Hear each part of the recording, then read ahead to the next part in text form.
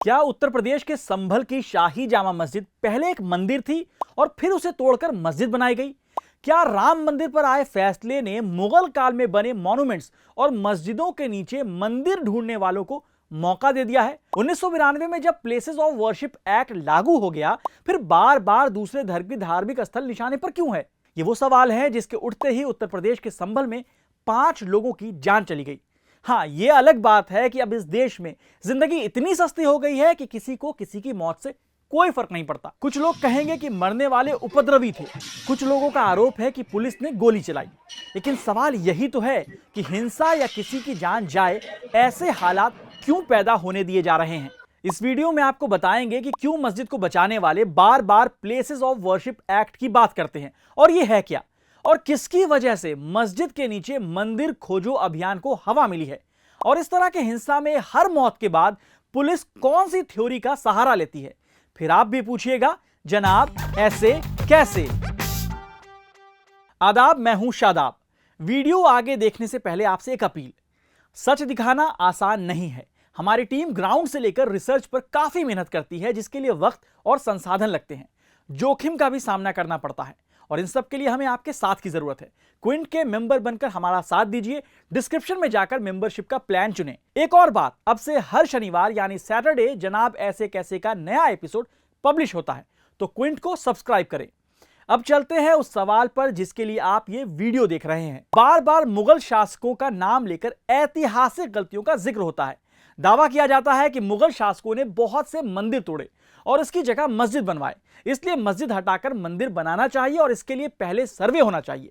अब यहीं से सवाल उठता है कि अगर यही पैरामीटर है हर मस्जिद या मॉन्यूमेंट के सर्वे कराने का और उसे हासिल करने का, तो फिर जिन बौद्ध अवशेषों के ऊपर हिंदू संरचनाओं का निर्माण करने का आरोप है, उसका क्या होगा? मैं नहीं, राष्ट्रवादी इतिहासकार काशी प्रसाद जायसवाल के हवाले से कहा जाता है कि उन्होंने रामेश्वर धाम को बौद्ध मंदिर कह दिया। केरल के सबरीमाला मंदिर को ही ले लीजिए। माला आराया एक आदिवासी समुदाय है। इस समुदाय का दावा है कि वे लोग सन 1900 तक सबरीमाला मंदिर में पूजा पाठ करते थे, लेकिन पंडालम के शाही परिवार ने उन्हें सबरीमाला और उसके आसपास की 17 पहाड़ियों से जबरन बेदखल कर दिया। साल 2018 में एकय माला अराया महासभा के संस्थापक महासचिव पीके संजीव ने कहा, सरकार को मंदिर हमें वापस देना चाहिए और एक ऐतिहासिक गलती को सुधारना चाहिए।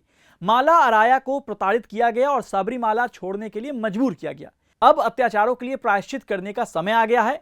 राज्य में आदिवासी और दलित संगठन लंबे समय से दावा करते रहे हैं कि ब्राह्मणों ने उनके मंदिरों पर नियंत्रण कर लिया है और वहां ब्राह्मणवादी अनुष्ठान लागू कर दिए गए हैं। अब इस पर आप क्या कहेंगे? यही नहीं, इस संगठन ने सबरीमाला के अलावा 3 मंदिर के मालिकाना हक का दावा किया है: करीमाला, पोन्नम बलमेडु और नीलक्कल महादेव मंदिर। हो सकता है ये सब पुरानी कहानी और तर्क आपको समझ ना आए, तो ठीक है, आप ये वीडियो देखिए। ठीक है, प्रतीकात्मक कुछ हमारी विशेष श्रद्धा थी, ऐसे स्थानों के बारे में हमने कहा, लेकिन रोज एक मामला निकालना नया, ये भी नहीं करना चाहिए। हमको झगड़ा क्यों बढ़ाना है? ज्ञानवापी के बारे में हमारी कुछ श्रद्धाएं हैं, परंपरा से चलती आई, हम कर रहे, ठीक है, परंतु हर मस्जिद में शिवलिंग क्यों देखना? तो भाई वो भी एक पूजा है, ठीक है, बाहर से आई है, लेकिन जिन्होंने अपनाई है वो मुसलमान, वो बाहर से संबंध नहीं रखते, ये उनको भी समझना चाहिए। यह भाषण साल 2022 में नागपुर में संघ शिक्षा वर्ग के समापन समारोह के दौरान आरएसएस प्रमुख मोहन भागवत ने दिया था। लेकिन इन बयानों के बावजूद मस्जिदों के नीचे मंदिर तलाशने का अभियान रुका नहीं, तो इसे क्या समझा जाए? अब आपको संभल ले चलते हैं और बताते हैं कि आखिर वहां हुआ क्या। दरअसल संभल में शाही जामा मस्जिद के हरिहर मंदिर होने का दावा किया जा रहा है। इस मामले में 19 नवंबर 2024 को संभल के सिविल कोर्ट में 8 लोगों ने याचिका दायर की। ठीक उसी दिन संभल के चंदौसी में सिविल जज मतलब सीनियर डिवीजन आदित्य सिंह की अदालत ने आदेश दिया कि मस्जिद का सर्वे होगा। फिर क्या था, कोर्ट के आदेश के कुछ ही घंटों में एडवोकेट कमिश्नर की टीम मस्जिद का सर्वे करने पहुंच गई। यहां एक बात बता दें कि मस्जिद कमेटी का दावा है कि उन्हें इस फैसले की खबर तक नहीं थी। ऐसा क्यों किया गया? क्यों नहीं इन्हें सर्वे के आदेश के खिलाफ अपर कोर्ट जाने का वक्त दिया गया? इतनी जल्दी क्यों थी? 2 घंटे करीब सर्वे चला और फिर टीम वापस चली गई। लेकिन फिर 24 फरवरी की सुबह एडवोकेट कमिश्नर की टीम दोबारा सर्वे के लिए पहुंची। लोगों में संदेश गया कि मस्जिद में सर्वे के लिए खुदाई हो रही है। फिर क्या था, अफवाहों का बाजार गर्म हुआ, लोग सड़कों पर आ गए, पुलिस के साथ झड़प, लाठीचार्ज, आंसू गैस के गोले दागे गए, पत्थर चले, गाड़ियों में आग, गोली चली और फिर कई लोगों की मौत। अब सवाल यहां यही आता है कि इतने सेंसिटिव मामले में पुलिस और प्रशासन ने इतनी बड़ी लापरवाही कैसे की, जब मालूम है कि इस देश में धार्मिक जगहों को लेकर सालों से विवाद चलता आ रहा है। इंसानों की जान, अस्पताल, शिक्षा, रोजगार से ज्यादा धार्मिक जगहों के लिए लड़ाई हो रही है। वहां पुलिस की तैयारी ऐसी क्यों नहीं थी कि हिंसा को भड़कने से पहले ही रोक लिया जाता। अब आते हैं उस पॉइंट पर जिसका दावा किया जा रहा है, हरिहर मंदिर। जिला अदालत में 8 लोगों ने याचिका दायर की है। उसमें दावा किया गया है कि संभल शहर के बीचों बीच भगवान कल्की का समर्पित एक सदियों पुराना श्री हरिहर मंदिर है, जिसका जामा मस्जिद समिति द्वारा जबरन और गैर कानूनी तरीके से इस्तेमाल किया जा रहा है। साथ ही यह भी कहा गया कि यह property ancient monument preservation act 1958 के तहत प्रोटेक्टेड मॉन्यूमेंट है और इस एक्ट की धारा 18 के तहत जनता को संरक्षित स्मारक तक पहुंच का अधिकार है। अब यहां निकल कर आती है दो बात। एक तो यह कि क्या शाही जामा मस्जिद हरिहर मंदिर था, दूसरा यह कि इसे एएसआई की वेबसाइट पर राष्ट्रीय महत्व यानी नेशनल इंपॉर्टेंस का स्मारक घोषित किया गया है। तो क्या एएसआई के प्रोटेक्टेड मॉन्यूमेंट्स में पूजा या इबादत नहीं कर सकते हैं? और अगर किसी एक धर्म की पूजा होती है तो दूसरे की भी होनी चाहिए या वो पूजा स्थल सबके लिए होगा? पहले हम दूसरे सवाल का जवाब ढूंढते हैं। दिसंबर 2023 में एक संसदीय पैनल ने सरकार को धार्मिक महत्व वाले प्रोटेक्टेड मॉन्यूमेंट्स पर पूजा अर्चना की इजाजत देने की संभावना तलाशने की सिफारिश की थी। इसकी रिपोर्ट संसद के दोनों सदनों में रखी गई थी। हालांकि एएसआई के नियमों के मुताबिक कई स्मारकों पर पूजा और अनुष्ठान की इजाजत है, लेकिन यह तब हो सकता है जब एएसआई ने उस प्रॉपर्टी का अधिग्रहण किया हो, तब उस वक्त वो परंपराएं उस जगह चल रही हों। यही बात अपने जवाब में मिनिस्ट्री ऑफ कल्चर ने भी कही थी। यही वजह है कि आगरा के ताजमहल में जुमे की नमाज होती है।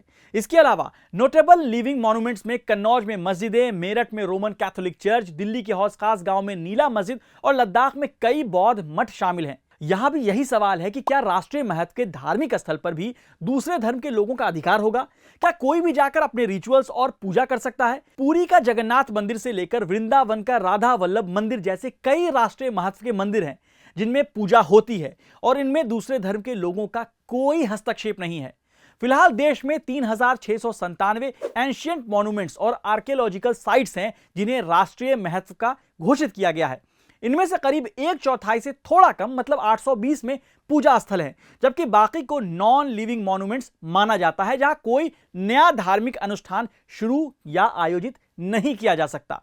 जिन जगहों पर पूजा स्थल है उनमें मंदिर, मस्जिद, दरगाह और चर्च शामिल हैं।